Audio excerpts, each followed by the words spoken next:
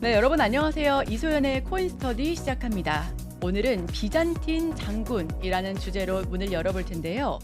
모두가 X를 안다는 사실로는 충분하지 않습니다.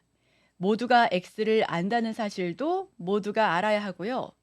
또 모두가 X를 안다는 사실을 우리 모두가 다 안다는 사실도 전원이 알아야 하죠.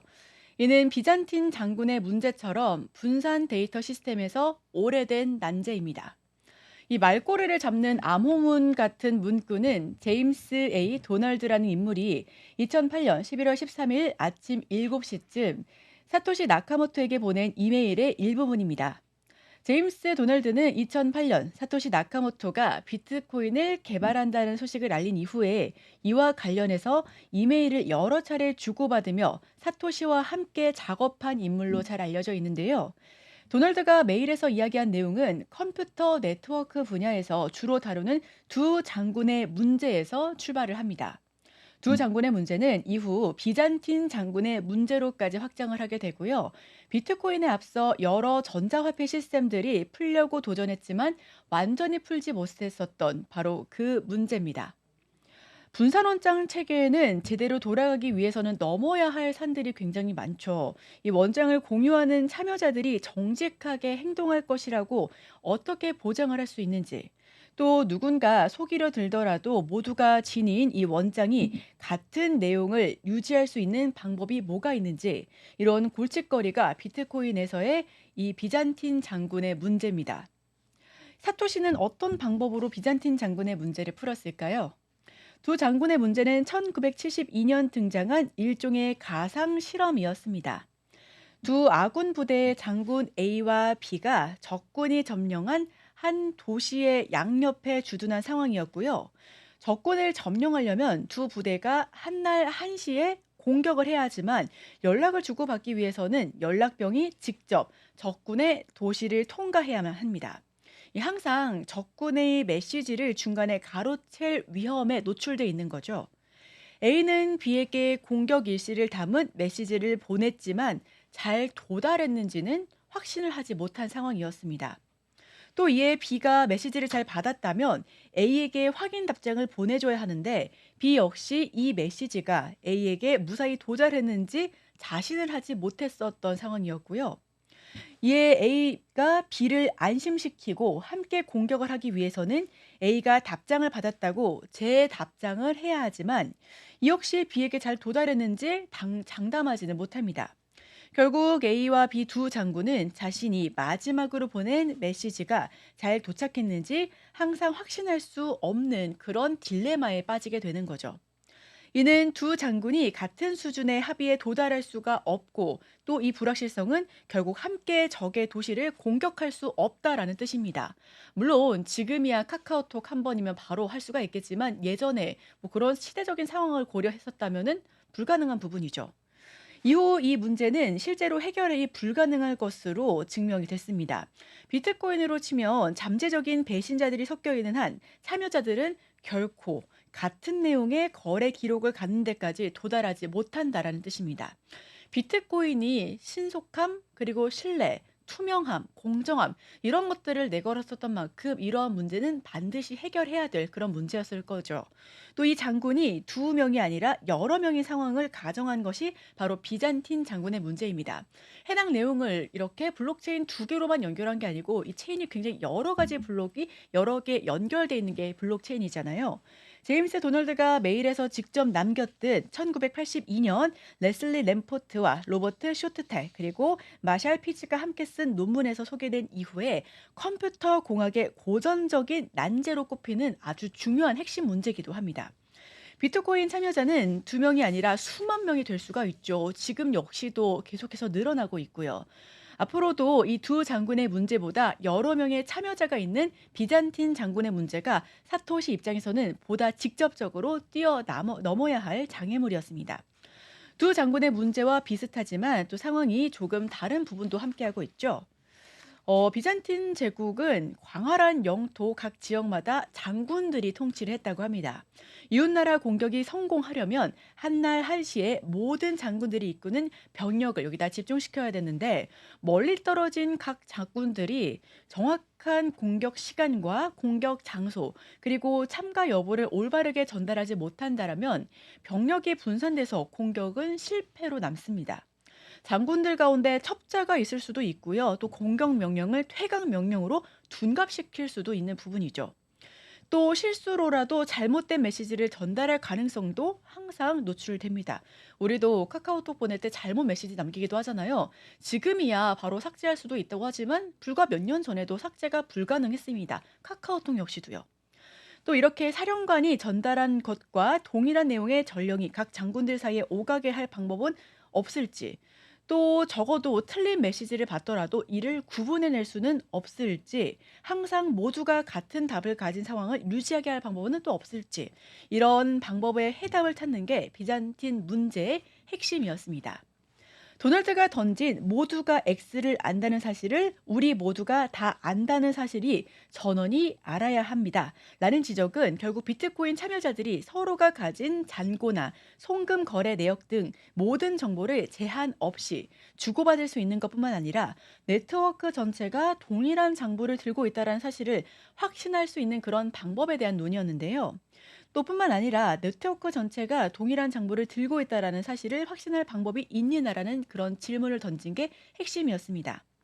비트코인의 소유권으로부터 송금 상태, 송금의 유효성, 뿐만 아니라 장부의 생성 과정 등 네트워크 전체가 배신자와 상관없이 이러한 정보를 동일하게 업데이트해서 나갈 방법이 있는지를 묻는 질문이기도 했죠. 비트코인 이전까지 특히 컴퓨터 공학 분야에서는 비잔틴 장군 문제를 극복하는 방법으로 장군들 중 잘못된 메시지를 보내는 경우에도 전체 시스템을 돌아가도록 하는 방법으로 접근을 했습니다. 항공기를 한번 예로 들어볼까요? 항법 장치가 올바르게 작동하려면 곳곳에 설치된 센서가 항상 같은 고도와 위치 정보를 보내야 합니다. 한 센서라도 다른 정보를 준다면 재빠르게 다른 센서들이 준 값과 비교해서 어느 값을 따를 것인지 결정을 해야 되는데 이런 문제가 바로 비잔틴 장고에서도 함께 하실 수가 있습니다. 중요한 건 어느 한 센서가 잘못된 신호를 준다고 해서 비행 중에 항법 장치가 멈추는 일이 있어서도 안 되는 문제죠. 비잔틴 장군의 문제가 발생하더라도 잘못된 메시지는 잘못된 채로 계속해서 작동할 수 있도록 설계가 돼야 됩니다. 이것이 잘못됐다라는 걸 또 수정할 수 있을 만한 새로운 블록이 생성돼야 된다는 거죠. 이를 컴퓨터 공학에서는 비잔틴 장애 허용이라고 부르고 있습니다. 학자들은 이 비잔틴 장애 허용, 즉 BFT가 가장 기본적인 전제로 전체 참여자의 최소 3분의 2는 정상 작동하는 선량한 참여자들이어야 한다는 점을 규명해냈습니다. 센서가 3개일 때 2개가 정상 작동하려면 하나의 신호를 무시해도 승객들은 무사히 목적지에 도착할 수가 있게 됩니다. 우리가 이걸 블록체인으로 다시 한번 활용을 하게 된다면 여러 가지 블록이 있을 때 여러 개 중에서 여기서 하나, 2개 정도는 잘못된 정보가 들어갈 수가 있겠죠. 그런데 이 하나, 2개 정보에서 우리는 이게 그러면 맞는 걸까라고 했을 때 이 중에 여러 개 정보가 아닙니다. 이것은 틀렸습니다라고 하는 그런 정보가 있다면 많은 참여자들은 그렇다면 이 중에 한두 개는 틀렸고 다수가 올바른 정보를 가지고 있으니 이것을 참으로 분류할 수가 있습니다. 이걸 우리는 합의라고 부르는데요. 또 중요한 것 이런 부분들에서 이 학자들은 BFT의 가장 기본적인 문제 전제로 전체 참여자가 최소 3분의 2 아까 말씀드렸던 블록체인 중에서 이 블록 내에서도 여러 가지 중에 3분의 2가 우리가 공통적으로 합의를 하게 된다면 이것을 참으로 규정할 수 있을 만한 전제 조건을 깔게 됩니다. 여기서 실제 항공기에는 고도 측정상 최소 3대 이상이 들어가면서 하나의 센서가 고장이 났을 때에 대비한 예비 센서도 두고 있죠. 위치 정보를 파악할 수가 있는 관성 항법 장치 역시 통상 3대를 설치해서 이를 별도로 위성에서 위치 정보를 받는 GPS 수신 장치 그리고 또 지상에 있는 항공기 위치 보정 장치의 신호 역할을 하기도 합니다. 특히 보잉 777과 787의 자동 항법 장치에는 비잔틴 장애 허용 기술을 직접 적용하고 있다고 보셔도 됩니다. 국내에서 유일하게 보잉 787 기종을 다루고 있는 대한항공 정비기술부 기술팀의 설명을 한번 예로 들어보겠습니다. 최신 787 등의 항공기들에서 적용이 되는 비잔틴 장군의 문제 해결 관련 결함 허용 방법은 하나의 센서에서 동일한 내용의 데이터를 여러 개 만들어내고 또 이를 데이터가 필요한 설비에 여러 개의 라인을 통해 통신합니다. 자동 항법 장치에서는 이렇게 여러 라인을 통해서 받은 동일한 데이터에 대해 이상 신호가 발생하는지 여부를 확인하고 상호 비교를 통해서 무결성을 확보하는 방법으로 설계가 되어 있습니다. 결국 데이터의 수와 전송 경로를 동시에 늘려서 하나의 센서로도 여러 개의 센서를 설치한 것과 같은 효과를 얻는 것으로 풀이를 할 수가 있겠는데요. 이는 수학적으로 비잔틴 결함이 일어나지 않는다는 것을 보장하기보다는 현실적으로 물세가 발생했을 때 그 발생 확률을 주는 겁니다. 아까 말씀드렸다시피 3분의 2가 우리가 합의를 했다라면은 이것은 참입니다. 3분의 1을 어떻게 되면 버리게 되는 거죠. 여기서 문제가 발생할 수 있는 건 어느 경로로라도 나타날 수가 있는데 그런 확률을 보다 현실적으로 줄이는 접근인데 또 사토시 나카모토는 이와는 다른 접근을 취했는데요. 참여자 모두가 가장 최신의 원증을 동일하게 보유할 수 있는 기점을 수학적으로 보장을 하게 된다는 겁니다. 그러니까 3분의 2의 합의에서 보다 더 나아가서 여기서 마지막 정보가 합의가 도출된 신뢰도가 정확도로 된 그런 블록이 있다면 그것을 모두가 합의할 수가 있고 모두가 신뢰할 수 있는 그런 마지막 블록입니다라고 알 수가 있다라는 거죠. 또 여기서 비트코인은 POW라는 합의 구조를 도입을 했습니다. 아담 백과 할피니가 들고 나왔던 바로 그 개념인데 POW는 어떤 목표를 이루기 위해 일정한 연산을 투입하도록 하는 방식입니다. 우선 비트코인의 구조부터 살펴보면요. 비트코인은 참여자들이 만든 송금 거래를 수십 개씩 모아 최신의 원장을 만들어 나가는 구조입니다. 직전에 있었던 걸 수정할 수가 없고요. 이것이 수정된 값이 바로 다음 블록입니다라고 계속해서 새로운 블록을 생성해 나가는 원리입니다. 가계부로 비유를 하게 되면 가계부 한 페이지가 블록체인에서는 블록이 되는 거죠. 비트코인은 참여자가 돈을 받는 순간부터 보내는 순간까지 지켜야 할 기본적인 룰을 특정한 숫자로 표현되도록 설계해 놓고 있습니다. 사토시는 새로운 블록을 만들 때 이 같은 여러 숫자들을 모아서 이를 기초로 새로 만들 블록의 고유 번호를 찾는 일종의 퍼즐 게임을 풀도록 했죠. 퍼즐을 푸는 과정이 곧 POW입니다. 연산력을 투입하기 때문인데 수학 퍼즐이 풀려면 블록이 만들어지면서 이를 채굴이라고 합니다. 우리 비트코인 채굴이라는 말 많이 하잖아요. 수학적으로 바로 이에 해당되는 부분이고요. POW를 수행해 퍼즐이 풀렸다면 결국 이 블록은 부정이 없도록 설계한 각종 룰을 지킨 정상 거래들을 모아서 정상적인 방법들로 만든 원장이라는 의미입니다. 마지막에 나온 블록의 고유값이 정상이면 계산 과정이 들어간 모든 숫자 역시 올바른 값이기 때문에 여기서 수학적으로도 이 값을 수용해서 된다. 이 값을 수용해도 되고 이게 참이다라고 증명이 되는 겁니다. 여기서 계산 과정에서 들어간 모든 숫자 역시 올바른 값이기 때문에 수학적으로도 비트코인은 결국 POW를 거친 이런 블록을 받아들이는 방식의 합의 구조를 갖추고 있습니다. POW를 거친 블록을 실시간으로 공유함으로써 참여자들은 다른 장군들이 부정을 저질렀는지 걱정할 필요 없이 결국 모두가 항상 같은 원장 상태에 도달해 있는 그런 셈인 거죠. 또 은행의 역할은 비트코인 시스템 내에서 이렇게 사라졌습니다. 수많은 P2P 전자화폐 개발자들을 괴롭혔었던 비잔틴 장군의 문제는 비트코인의 탄생으로 해결점을 찾게 된 거죠. 예를 들어서 만약 특정 참여자가 두 개의 모순되는 거래를 만들어서 배포하는 경우에는 어떻게 될까요? 비트코인에서는 원하는 누구나 POW를 수행할 수가 있습니다. 또 이를 수행해 블록을 만들 수 있기 때문에 모순되는 거래가 각각 블록에 담기면 이는 문제가 발생합니다. 장군들이 각각 다른 공격 시간을 건네받게 되는 셈인데요.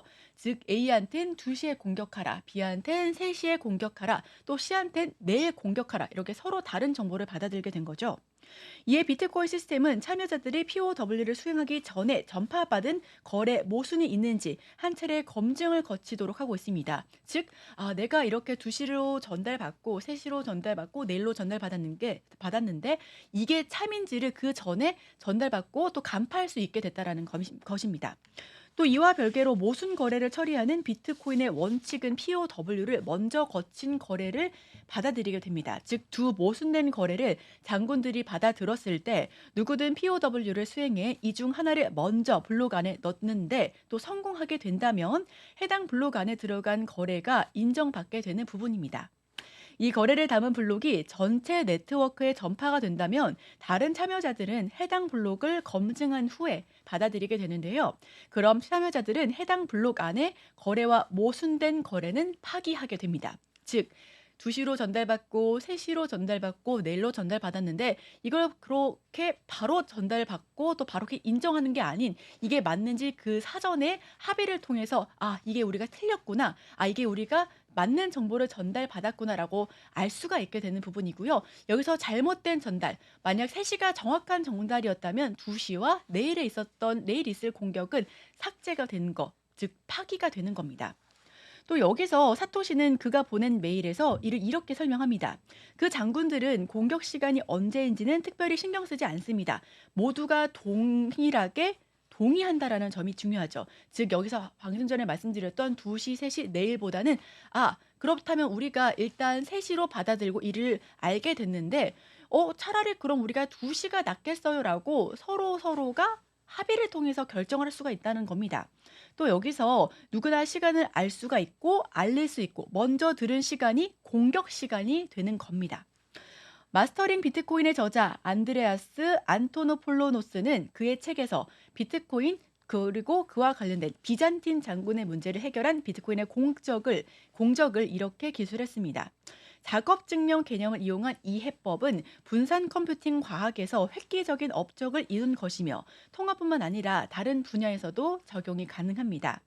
선거나 예컨대 복권, 자산 등록, 디지털 공증 등 공정성을 입증해야 되는 그 어느 것에서든 어느 분야에서 분산 네트워크에 대한 동의를 구하는데 사용할 수가 있다는 겁니다.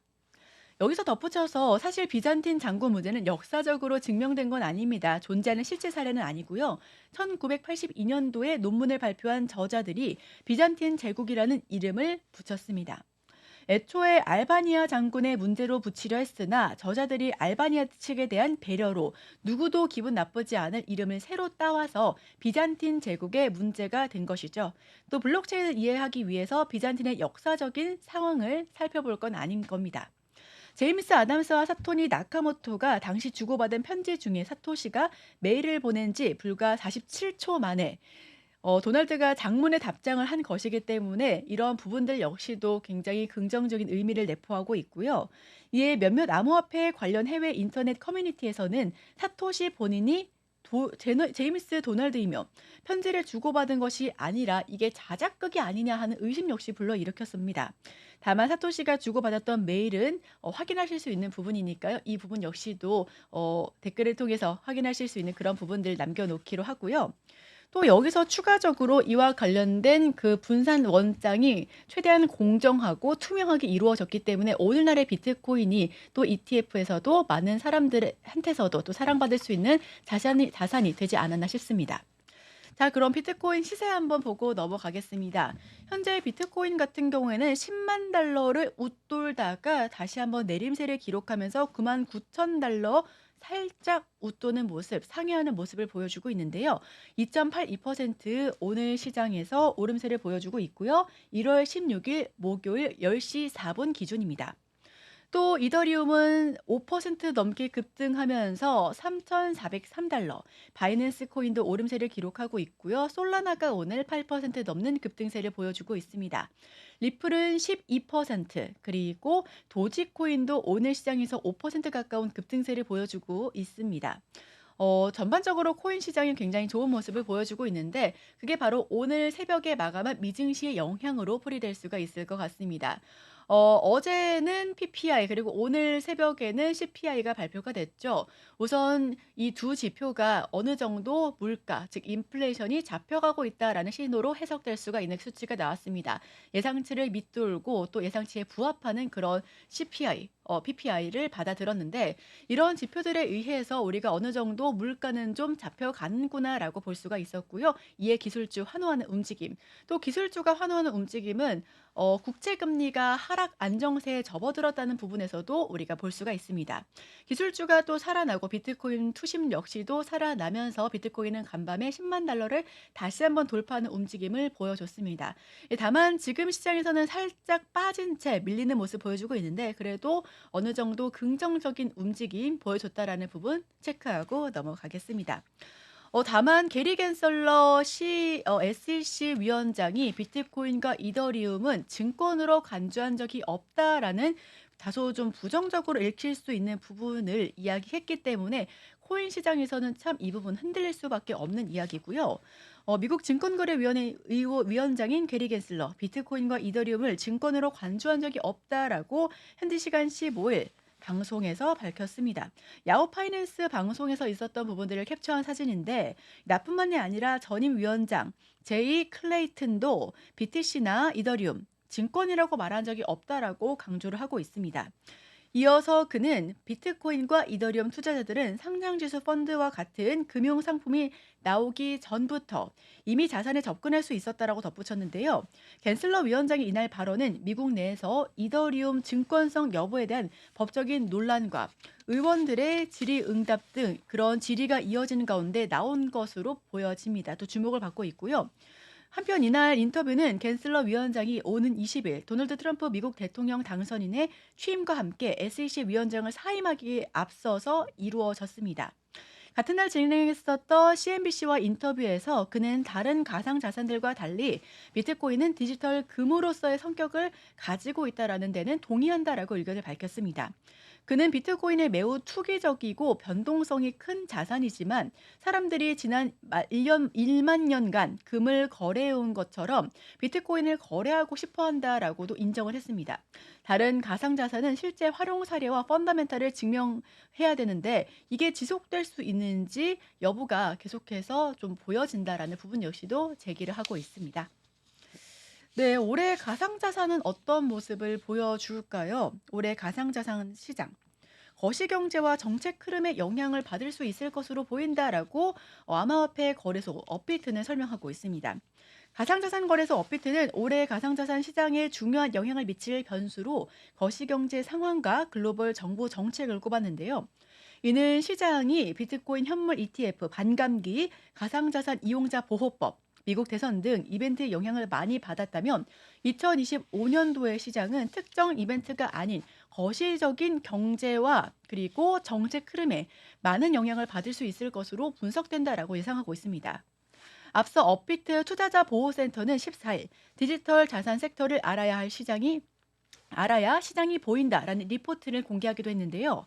이번 리포트는 미국 연준의 금리 인하 여부 그리고 미국 부채 문제에 대한 대안으로 제기되는 비트코인에 대한 활용법, 또 확대되는 가상자산 수요층 그리고 블록체인과 인공지능 기술의 연계 등에 주목해야 한다라고 지적한 것입니다.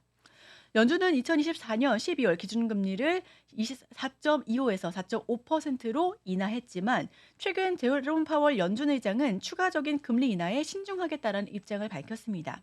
물가 상승에 대한 우려 때문인데요.